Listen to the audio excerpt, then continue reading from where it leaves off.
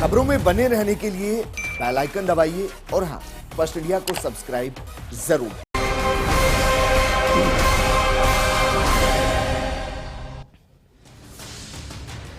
नमस्कार, आप देख रहे हैं जवाब तो देना पड़ेगा और आपके साथ में विजेंद्र सोलंकी। लॉकडाउन 1, 2, 3, 4 और फिर अनलॉक 01। लेकिन जैसे जैसे रियायत दी गई, कोरोना का कहर बढ़ता चला गया।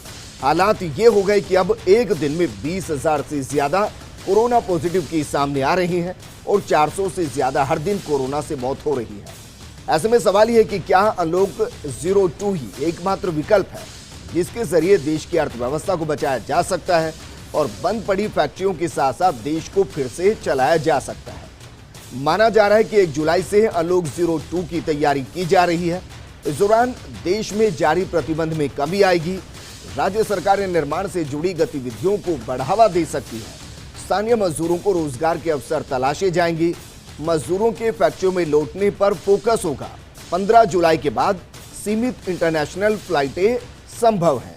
वहीं स्पेशल ट्रेनों की संख्या इस दौरान बढ़ाई जा सकती है। मेट्रो, स्कूल, कॉलेज, मंदिर अभी भी बंद रह सकते हैं। तो फिर सवाल यह है कि क्या अनलॉक 02 के जरिए ही देश आगे बढ़ेगा या फिर कोरोना अनकंट्रोल होगा? आज बात इसी मुद्दे पर।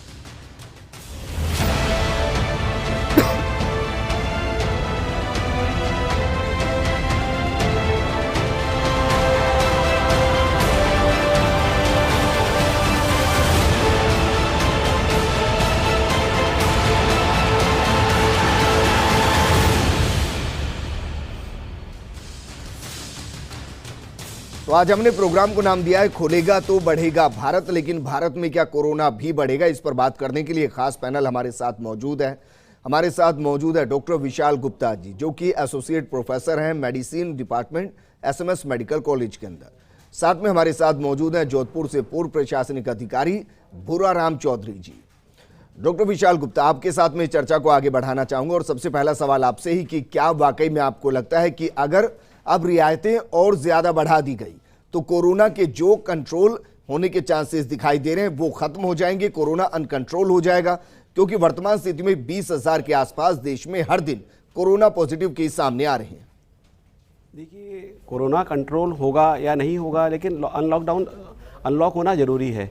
क्योंकि कोरोना ये तो है नहीं कि अगले महीने आपको ऐसा लगता है कोरोना खत्म हो जाएगा। We have to live with this virus. We have to live with this virus. तो अपन कब तक लॉकडाउन रहेंगे? आपको एक तो आप ये कह रहे हैं कि स्कूल भी खोल देने चाहिए, कॉलेज भी खोल देने चाहिए, मंदिर भी खोल देने चाहिए? मेरा ये नहीं कहना कि स्कूल कॉलेज खोल देना चाहिए। स्कूल कॉलेज मंदिर ये ऐसी चीज़ है जो जिनके बिना काम थोड़े दिन अपन रह सकते हैं। स्कूल अगर बच्चा 1 महीने लेट जाएगा तो कोई फर्क नहीं पड़ेगा। मंदिर अपन घर से दर्शन कर सकते हैं, ऑनलाइन दर्शन कर सकते हैं। तो स्कूल, मंदिर, recreational activity like malls, cinema halls, bar, hotels, ये अगर नहीं खुलेंगे तो बहुत फ़र्क नहीं पड़ेगा। लेकिन जो एसेंशियल एक्टिविटीज़ हैं वो खोल देनी चाहिए, क्योंकि आपको इसके साथ ही जीना पड़ेगा। लेकिन सर, एक वक्त ऐसा था जब हमारे पास इतने संसाधन थे कि हम 1,000 कोरोना पॉजिटिव को कंट्रोल कर रहे थे, फिर 10,000 को कंट्रोल कर रहे थे, अब 20,000 कोरोना पॉजिटिव आ रहे हैं। आपको लग रहा है कि मेडिकल डिपार्टमेंट और जो अपना चिकित्सा विभाग और जो व्यवस्थाएं हैं वो इसके लिए काफ़ी है? नहीं, अपनी चिकित्सा व्यवस्था काफ़ी हद तक सही है। पिछले 3 महीने में चिकित्सा व्यवस्था ने इस कोरोना के लिए बहुत सी तैयारियाँ कर ली और एक लेवल तक काफ़ी हद तक अपन तैयार हो चुके हैं। जैसे राजस्थान की बात करें तो राजस्थान में बहुत लेवल तक आईसीयू बेड्स, वेंटिलेटर बेड तैयार कर लिए गए। बहुत सारे corona containment zone, containment centres, corona hospital, Covid hospitals तैयार कर लिए गए जी। तो इसलिए राजस्थान तैयार है और पूरा देश भी इसी तरह तैयार है। तो केस बढ़ रहे हैं लेकिन उनको कंट्रोल करने के लिए की तैयारियाँ भी काफ़ी हद तक हो चुकी है।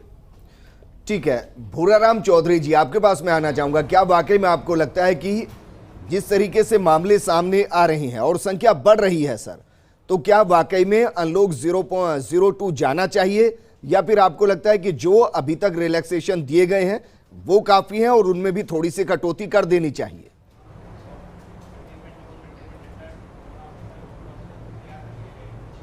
देखिए, ये कोरोना तो अब वर्ल्ड फेनोमेना है और जैसा कि अभी डॉक्टर गुप्ता जी ने बताया कि हमको इसके साथ ही जीना सीखना पड़ेगा। इससे पहले हमने जो लॉकडाउन लगाया था लगभग 70 दिन तक भारत के अंदर, उसका उद्देश्य यही था कि इस दौरान हम हमारी जो मेडिकल फैसिलिटी है उसको बिल्कुल बढ़िया कर लें और आने वाले दिनों के अंदर जब हम अनलॉकडाउन करेंगे तो उस समय हम कोरोना से अच्छी तरह से लड़ाई लड़ सके। तो अब ये देखने वाली बात है कि हमने हमारी मेडिकल व्यवस्था को कितना बढ़िया कर रखा है, कितने हमने आईसीयू बेड तैयार करे हैं, कितने हमने वेंटिलेटर्स इंप्रूव किए हैं, कितने हमने पीपी किट तैयार किए हैं, कितने हमने डॉक्टर्स की संख्या बढ़ाई है, नर्सिंग स्टाफ की संख्या बढ़ाई है, या हमारे टेस्टिंग किट है उनकी संख्या बढ़ाई है, या टेस्टिंग के सिस्टम में हमने लॉट ऑफ इम्प्रूवमेंट किया है। इस काम के लिए हमको जो है ये लॉकडाउन हमने किया था। और अब हमको चूँकि अर्थव्यवस्था भी एक बहुत ज़रूरी चीज़ है, रोज़गार भी बहुत ज़रूरी चीज़ है, तो उसके लिए भी व्यवस्थित ढंग से हमको अनलॉकडाउन जो है इसको समय को आगे बढ़ाना पड़ेगा। यद्यपि अखबारों में पढ़ रहे हैं, देख रहे हैं कि कुछ राज्य अभी भी कह रहे हैं कि भाई जो है लॉकडाउन बढ़ाया जाएगा, शायद जैसे आसाम ने कह दिया, बंगाल ने कह दिया, कर्नाटक भी ये बात कर रहा है, तमिलनाडु भी बात कर रहा है, झारखंड भी 31 जुलाई तक घोषणा कर चुका है हम बढ़ाएंगे। लेकिन ये कोई सोल्यूशन नहीं है। सोल्यूशन तो यही है कि जनता को जागरूक किया जाए, अवेयर किया जाए लोगों को, और सोशल डिस्टेंस है वो मेंटेन की जाए, मास्क लगाया जाए, आवश्यक नहीं हो तो बाहर नहीं जाया जाए। और जैसा कि डॉक्टर साहब ने बताया कि जो चीज़ें ज़रूरी नहीं है उनको ओपन नहीं किया जाए। जैसे सिनेमा हॉल है, बंद रहेगा, कोई फ़र्क नहीं पड़ेगा। कॉलेज अभी नहीं खुले, कोई बहुत ज़्यादा फर्क नहीं पड़ जाएगा। विश्वविद्यालय भी नहीं खुले, कोई बहुत ज़्यादा फर्क नहीं पड़ जाएगा। बट हमारे जैसे फैक्ट्रीज है, कारखाने हैं, दुकानें हैं, और जितने रोज़गार देने वाले जितने भी दूसरे हमारे चीज़ें हैं उन सबको हमको खोलना चाहिए और आगे बढ़ना चाहिए। ठीक है सर, वापस मैं आपके पास आऊँगा, क्योंकि अगर वाकई में मास्क लगाने से कंट्रोल हो पाता तो फिर स्थिति बहुत अलग होती। स्वर्णिम चतुर्वेदी जी, कांग्रेस नेता हमारे साथ जुड़ गए हैं। स्वर्णिम जी, क्या वाकई में आपको लग रहा है कि अब सरकार को कठोर कदम उठाने चाहिए, चीज़ों को पूरे तरीके से ओपन करना चाहिए और फिर देश को आगे लेकर जाना चाहिए? देखिए, निश्चित रूप से देश को आगे ले जाने के लिए जो लॉकडाउन की व्यवस्था है इसमें थोड़ी कटौती करनी पड़ेगी। अनलॉक की तरफ तो हमें जाना ही पड़ेगा, क्योंकि आज जो सबसे बड़ी समस्या कोरोना के बाद यदि कोई देश में है तो वह है बेरोजगारी, बढ़ती बेरोजगारी और घटती आमदनी। और जो आज जो लोगों की हमारे पास बचत थी वो बचत भी समाप्त होती जा रही है। तो निश्चित रूप से कमाई के साधन जुटाने पड़ेंगे और आगे बढ़ना पड़ेगा। लेकिन हमें ये एक अवेयरनेस कायम करनी पड़ेगी कि जब भी हम काम करते हैं, किसी भी हमारे संस्था में जाते हैं या दफ्तर जाते हैं, किसी और जगह जाते हैं, तो हम उस वक्त वो प्रिकॉशन सारे रखें जो हमें डॉक्टर्स ने सुझाए हैं, जो हमें गाइडलाइंस जो है सरकार की तरफ से जारी की गई हैं। अगर हम इन गाइडलाइंस की फॉलो करते हैं, मास्क लगाते हैं, सोशल डिस्टेंसिंग रखते हैं, हाथ धोते हैं, सैनिटाइज़र का उपयोग करते हैं, तो निश्चित रूप से काफ़ी हद तक हम इसको कंटेंट करने में हमें आसानी रहेगी। और कंटेंट करना बहुत आवश्यक है। लेकिन आप देखेंगे राजस्थान की स्थिति देखें और पूरे देश की स्थिति देखें तो हमारे यहाँ पे जिस तरह से स्प्रेड तो हुआ है, लेकिन अधिकांश जो मरीज़ हैं वो हैं जिनमें जो सिम्टोमेटिक नहीं है, एसिम्टोमेटिक मरीज़ जिनको कहा जाता है। बहुत कम ऐसे मरीज़ हैं जो आगे जा कर के जिनमें कॉम्प्लिकेशंस आए हैं। तो सबसे बड़ी चीज़ ये है कि हमें एक प्रिपेयर्ड रहना चाहिए। मेडिकल सुविधाएं, चिकित्सा सुविधाएं जो दे सकने की आवश्यकता पड़े, यदि कोई ऐसी स्थिति उत्पन्न होती है कि मरीज गंभीर स्थिति में पहुंचता है, उसके गंभीर लक्षण सामने आते हैं, तो उनको मेडिकल जो उनको एड चाहिए, जो सुविधा चाहिए, वो उनको मिल सके, चाहे वेंटिलेटर हो, चाहे बेड्स हो, आइसोलेशन की व्यवस्था हो। क्योंकि अब ज़्यादातर जब मरीज़ हैं, जैसे महाराष्ट्र का देखेंगे आप, तो महाराष्ट्र में ज़्यादातर एसिम्टोमेटिक मरीज़ हैं। और ये कहा जा रहा है, अभी ICMR की भी और WHO की भी इस तरह की स्टेटमेंट आया है कि अधिकांश जो लगभग 30% जो मरीज़ हैं वो उनमें कोरोना होकर के समाप्त भी हो रहा है, मतलब बिना इलाज के। उनको ये पता भी नहीं पड़ा कि उनके इन्फेक्शन हुआ था। समस्या वहाँ आती है जब गंभीरता रोग की बढ़ जाती है। तो हमें आज अनलॉक की तरफ तो बढ़ना है, लेकिन सबसे बड़ी बात यह है कि अनलॉक किस को करना है, कहाँ करना है, ये निर्णय स्टेट्स पर छोड़ देना चाहिए। क्योंकि सब में स्टेट्स में ही ज़्यादातर जो है वो ये निर्णय लेने का अधिकार होना चाहिए। केंद्र सरकार को अब ये करना चाहिए कि अनलॉक 2 का मतलब ये कि अपने राज्य अपने हिसाब से फैसले ले, जिस राज्य में किन उद्योगों को खोलना है, किन जगहों पर पाबंदी लगानी है। बीजेपी नेता मनीष पारिक भी हमारे साथ जुड़ चुके हैं। मनीष पारिक जी, आप थोड़े देर से आए, कारण नहीं पूछेंगे, बस ये कारण बता दीजिए कि अनलॉक 2 के दौरान क्या कुछ खोलने वाले हैं और उसके पीछे की वजह क्या है? नहीं विजेंद्र, बात यही है कि जो एक प्रोसीजर स्वाभाविक है वही अडॉप्ट किया जाएगा, धीरे धीरे खोलना है। चूंकि अब लॉकडाउन हटा करके अनलॉक डाउन का मामला एस्पेक्ट है, तो ये जो स्वाभाविक तौर पर इनको लगता है। दूसरी बात मैं कहना चाहता हूँ कि जो प्रारंभिक सेंसिटिव डिसीजन था वो ये कि जो अब फैसला राज्य सरकार करेगी, ये माननीय मोदी जी की सरकार ने पहले दिन ही ये बात करी। और उसको जो आपने देखा कि जो लॉकडाउन को अनलॉकडाउन की बात आई थी, उसमें किन लोगों को छूट देनी है, कितनी देनी है, कैसे देनी है, वो राज्य सरकार के हाथ में ही है। और कौन सी दुकानें कितने समय खुलने वाली है, कौन से बाज़ारों का क्या होना है, कर्फ्यू को कुछ कंटेनमेंट एरिया तक लिमिटेड करना है, 2 गली तक कर दिया है, वो जो राज्य प्रशासन की बातें हैं वो सब राज्य सरकार को करनी है। और मुझे लगता है कि प्रारंभिक तौर पर जो डिले हुआ था कि तबलीगियों के आस्पेक्ट्स पर कुछ जगह ढिलाई रही थी राजस्थान सरकार की, और कुछ जगह बाहर से जो लोग आ रहे थे उनको सीमा में घुसने नहीं दिया था, उसको छोड़ के सब कुछ ठीक ठाक चल रहा है। और मुझे लगता है कि आगे जाके ठीक भी रहेगा। लेकिन मनीष जी, ठीक क्या रहने वाला है? 20,000 से ज्यादा तो पॉजिटिव केस आ रहे हैं। मैं ये दावे के साथ कह पा रहा हूं कि 120 दिन बीत जाने के बाद भी हम जनता को ये नहीं समझा पाए कि आप मास्क लगा कर रहिए, आप सैनिटाइजर का इस्तेमाल कीजिए, तो फिर क्या किया है? नहीं, सही बात यही है। मैंने कहा कि अब तो विधायक कहने लगे कांग्रेस के कि इससे कान पक गए हैं, धुन हटाओ, सरकार ये कर सकती है। तो वो एक तो ये बात हुई कि लोगों के कान पक गए, इस लेवल तक ब्रॉडकास्ट किया है। एक दूसरी बात ये कि जो स्वाभाविक तौर पर आदत होती है, स्वभाव होता है, 3 महीने लॉकडाउन रहने के बाद आदमी को ऐसा रिलैक्स महसूस हुआ कि अब तो शायद ठीक हो गया है, इसीलिए खुला है। तो एक जो स्वाभाविक मानवीय स्वभाव है उसके चलते गड़बड़ हुई है। जैसे कोई दुकान पे आ गया तो वो अपने दुकान की आदतों को चालू कर दिया, उसने अपने ऑफिस जाने लगा, ऑफिस की है, जो पानी पीने का है, कुंदन है, हैंडल को पकड़ने की बात है, मास्क को कब तक लटका, कुछ को सांस में प्रॉब्लम होने लगी है। इस तरह जो स्वाभाविक मानवीय कमियां हैं उसके कारण ऐसा हो रहा है। लेकिन जो ये कम्युनिटी स्प्रेड की बात है वो भी स्वाभाविक है, इसलिए मुझे लगता है कि इसमें सुधार हो सकता है। डॉक्टर विशाल गुप्ता, मैं अभी बीते 2 दिन में 1000 किलोमीटर राजस्थान के अंदर चल के आया हूं। इस दौरान जाहिर है 5-7 हजार लोगों को मैंने देखा होगा। मैं कह रहा हूं कि उसमें 1% लोग भी ऐसे नहीं थे जिन्होंने मास्क का इस्तेमाल किया था।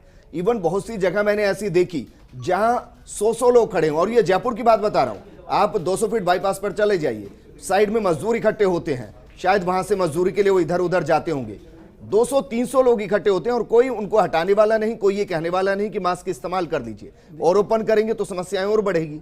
देखिए विजेंद्र जी, आपका जो कहना है कि बहुत सारे लोग तो सरकार का, सोशल मीडिया का, न्यूज़ चैनल का, आप लोगों का कहीं कोई कमी नहीं रही लोगों को समझाने के लिए कि मास्क लगाना है। और जो हम लोग मेडिकल फ्रेटर्निटी, हम लोग काफ़ी टाइम से इसको डील कर रहे हैं और ट्रीट कर रहे हैं, तो हम लोग देख रहे हैं कि 80-85-90% लोगों में तो समझदारी आ भी गई है। अब कुछ % लोग हैं, अब ये लेबर क्लास है, इलिटरेट लोग हैं, ये नहीं कर रहे तो नहीं कर रहे, पढ़े लिखे लोग काफ़ी हद तक फॉलो कर रहे हैं। और ऐसा मास्क लगाना भी बहुत ज़्यादा ज़रूरी नहीं है। अगर आप अकेले घूम रहे हैं, अकेले अपनी गाड़ी में चल रहे हैं, तो मास्क की ज़रूरत भी नहीं होती। आपको अगर कहीं ऐसा है कि जहाँ गैदरिंग हो रही है तो वहाँ आपको मास्क यूज़ कर लेना चाहिए। जी सर, मैं उन्हीं जगह की बात कर रहा हूँ। देखिए तो 200 फीट बाईपास हो गया, मैं कह रहा 1000 किलोमीटर घूम के आऊँ, मैं मुझे कहीं मास्क दिखाई नहीं दिया, तो क्या मैसेज कन्वे नहीं कर पा रहे? विजय जी, मैसेज कन्वे करने में कहीं किसी तरह से कोई कमी नहीं, ना सरकार के लेवल पे, ना सोशल मीडिया पे, ना मेडिकल फ्रेटर्निटी से, ना आप लोगों की तरफ से। आप लोगों ने भी बहुत सपोर्ट किया, सबने सपोर्ट किया। तो लेकिन वही कारण समझना कुछ लोग नहीं, कुछ लोग नहीं समझ। अब अनलॉक 2 में अगर हम जाएंगे तो बहुत सी चीजों को बदल दिया जाएगा। इंडिया एक डेमोक्रेटिक, रियायतें और ज्यादा दी जाएंगी। रियायतें देना जरूरी है। इंडिया एक डेमोक्रेटिक कंट्री है, लोगों को समझाया जा सकता है, कंपल्शन नहीं किया जा सकता कि आप मास्क लगाओ। अब जो नहीं लगा रहे, और फिर ठीक है, एक लेवल तक जरूरी, अब अनलॉक तो होना जरूरी है, क्योंकि धीरे धीरे हर्ड इम्यूनिटी डेवलप होगी। आप जितना बाहर घूमेंगे उतना हर्ड इम्यूनिटी डेवलप होगी। अब ये ऐसा तो है नहीं कि आज अगर अपन 1 महीना और लॉकडाउन कर दें तो आपको लगता है कोरोना खत्म हो जाएगा इंडिया से। It is impossible. लंबा चलेगा, तो आप सावधानियां बरतनी होगी। सावधानी बरतने के लिए सरकार की तरफ से, मीडिया की तरफ से पूरे प्रयास किए जा रहे हैं। अब लोगों को ही समझना पड़ेगा, बाकी लॉकडाउन कोई इलाज नहीं है इसका। ठीक है, भूराराम चौधरी जी, सर मैंने बहुत सी दुकानों पर जाकर देखा जहां सैनिटाइजर का इस्तेमाल नहीं होता है। अब चूंकि फैक्ट्रीज ओपन करने की बात हो रही है, मजदूरों को वापस फैक्ट्री तक लाने की बात इस अनलॉक 2 के दौरान देखी जाएगी। इंटरनेशनल फ्लाइट्स को फिर से ओपन किया जाएगा, ये भी चांसेस हैं। हो सकता है कुछ और भी रिलैक्सेशन दिया जाए। अब मेरा सवाल यह है कि क्या इसको लेकर कुछ कानून भी आए कि अगर कोई फैक्ट्री है तो उसको मिनिमम ये सब कुछ करना है, अगर वो नहीं करेगा तो फिर उसके खिलाफ कार्रवाई होगी, रैंडम चेकिंग की जाए। क्योंकि सर वर्तमान हालात ऐसे हैं कि लोग बहुत ज़्यादा सीरियस नहीं ले रहे हैं। उनको लग रहा है कि कोरोना जा चुका है, अब वो रूटीन लाइफ में लौट चुके हैं।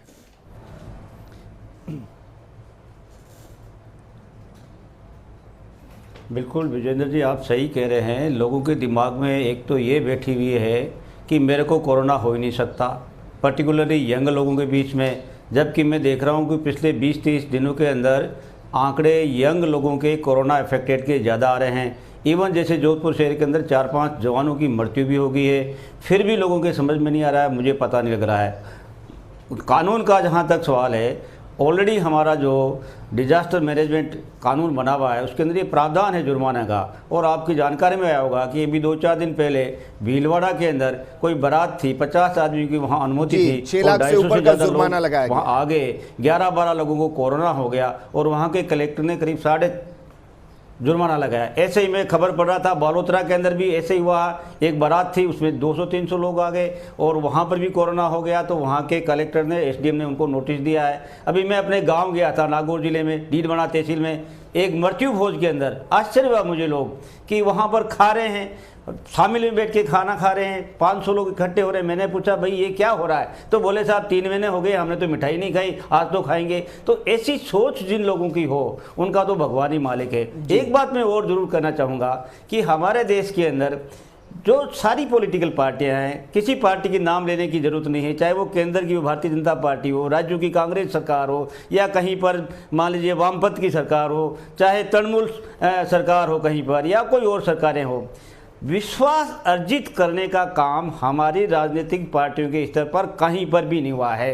केंद्र से लेकर के राज्यों तक कोई भी बात आएगी तो उसमें अपनी राजनीतिक प्लस माइनस पहले देखेंगे और उसके बाद आगे बढ़ेंगे। ये मैं पहली दफ़ा देख रहा हूँ कि राष्ट्रीय संकट के टाइम में हिंदुस्तान के लोगों को हम एक नहीं कर पाए, उनको समझा नहीं पाए कि भाई हमको अभी तो एक होकर के इस कोरोना की लड़ाई को लड़ना है। हर जगह छोटी मोटी पॉलिटिक्स घुसा देंगे। सोशल मीडिया पर मैं देख रहा हूँ कि एक पार्टी का नेता कुछ कहता है तो दूसरी पार्टी का नेता इस पर ज़बरदस्त हमला बोलता है। तो ये भावना हमको लानी पड़ेगी। बातें तो हम राष्ट्रवाद की बहुत करते हैं, देशभक्ति की बहुत करते हैं, लेकिन हकीकत में मैंने देखा है कि कांग्रेसी जहाँ इकट्ठे हो जाएंगे वहाँ बीजेपी वाले उस पर हमला बोलेंगे, बीजेपी वाले जहाँ इकट्ठे होते हैं वहाँ कांग्रेस वाले हमला बोलेंगे। आज की बात कह रहा हूँ मैं, अभी मैंने सोशल मीडिया में देखा था, आज कांग्रेस का कहीं धरना प्रदर्शन था तो बीजेपी का एक नेता तस्वीर दिखा रहा था कि देखो साहब सोशल डिस्टेंस की पालना नहीं होगी। और आज ही भास्कर में मैंने देखा है कि एक केंद्रीय मंत्री जोधपुर के सर्किट हाउस के अंदर बिना मास्क बैठे हैं और बड़ी भीड़ उनके चारों तरफ। तो ऐसे कैसे पार पड़ेगी? तो जनता को अवेयर करना बहुत आवश्यक है, अवेयर करना चाहिए प्रधानमंत्री से लेकर के राज्यों के। बिल्कुल ठीक बात है स्वर्णिम जी, ये सवाल वाकई में गंभीर है। जब हमारे नेता ही नियमों की पालना नहीं करेंगे तो संदेश दिया ही नहीं जा सकता है। और ऐसी हजारों तस्वीरें हैं, आज भी ऐसी हजारों तस्वीरें देखी होंगी। देखिए निश्चित रूप से ये बात तो सही है कि नेता हैं या और जो भी प्रतिष्ठित लोग हैं इनको लोग फॉलो करते हैं, लेकिन नेताओं ने अधिकांश, मैं आपको कह रहा हूँ कुछ जगह पे रहती होगी ढिलाई, अधिकांश नेता, अधिकांश सरकारें, सभी जितने भी माध्यम उनके पास हैं, जितने भी साधन उनके पास हैं, संसाधन हैं, उनसे वो जनता को अवेयर करने में उन्होंने प्रयास किया है।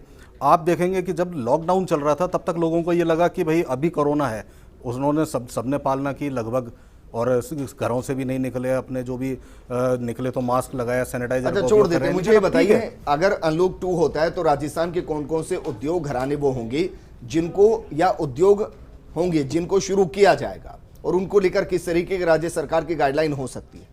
देखिए निश्चित रूप से खनिज उद्योग जो है हमारे, माइनिंग सबसे बड़ा जो पूरे स्टेट में कहना चाहिए, मजदूरों से लेकर के जो ट्रांसपोर्टर्स तक को जो रोजगार प्रोवाइड कराता है, इसको खोला जाएगा। और निश्चित रूप से जो ट्रांसपोर्टेशन की व्यवस्था है इसको सुचारू किया जाएगा। और टूरिज्म, ये 2 उद्योग जो हैं ये राजस्थान की रीढ़ है, मेन कहना चाहिए कि ये बेस है जो राजस्थान का रोजगार का।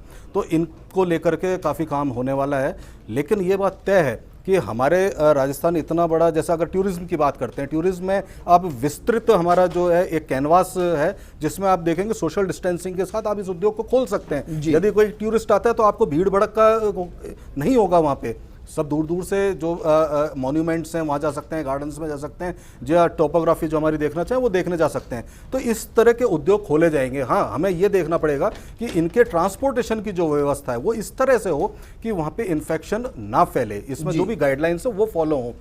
चाहे प्राइवेट ट्रांसपोर्टर्स भी हैं तो उन पर लगाम लगे, और जो सरकारी संसाधनों से आएंगे तो वहाँ तो निश्चित रूप से गाइडलाइंस के नियमों की पालना की जाती है। ठीक है मनीष पारिक जी, क्या वाकई में आपको लग रहा है कि इंटरनेशनल फ्लाइट्स को अब खोल देना चाहिए? क्योंकि अगर राजस्थान के नजरिए से देखें तो बहुत बड़ा हिस्सा है जो टूरिज्म पर निर्भर करता है।